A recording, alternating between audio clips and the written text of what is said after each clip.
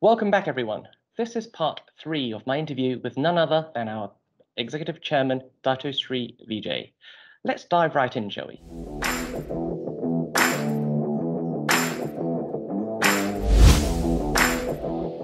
Popular leaders such as Steve Jobs and Elon Musk have some form of narcissism. Do you think there are healthy traits of narcissism that can actually drive success? You see, the question is, when you take it to the extreme, narcissism becomes, your main, essentially, it's mainstream. Are you with me? You're totally focused on that. And that is self-destructive. So if you are ever going to, in some form or another, become a leader, the trick about great leaders is that if they're performing, they're too focused on the job. Narcissism in any level requires a lot of hard work, all right? And in order to propagate it and keep on working on it, you're constantly doing it. It's vanity. At the end of the day, it's vanity, is it not? When you start believing your own hype, that's a slippery slope.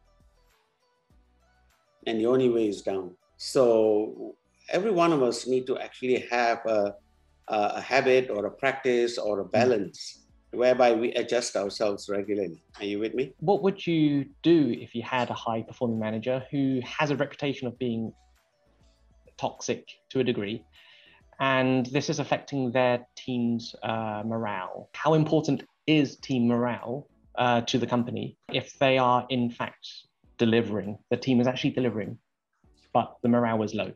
Some of my best teachers, and in fact, some of my, I would say, better teachers in high school, because I come from a previous generation where teachers had no issue with discipline, no issue with lashing out, no issue with, being disciplinarians. Are you with me?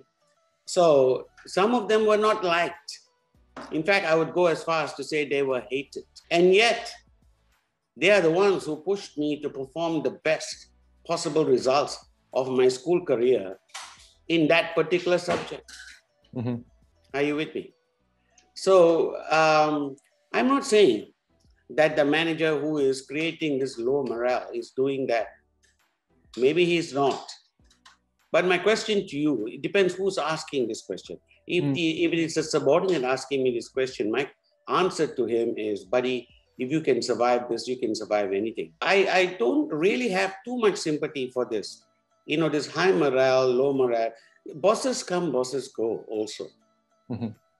And you must remember, if you are aiming to, at one point or another, surpass your boss, then you need to understand that this particular boss is either going to bring out the best in you or the worst. Now, if you're going to give up and step aside, the world is a big place, but these kind of bosses, they are everywhere. Mm-hmm.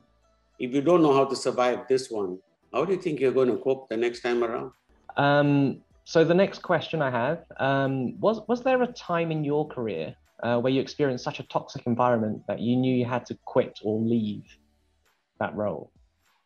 And how did you manage this experience? The most toxic companies, or in fact, in my own experience, companies where I felt betrayed, as I told you earlier, and that I basically hung on and, kept on performing to the best of my ability, have been the ones that have paid me off many, many times over in the years ahead. So it's never about the company that you're in. I've answered this question already to you earlier. Mm-hmm. It's never about the boss. It's never about the company.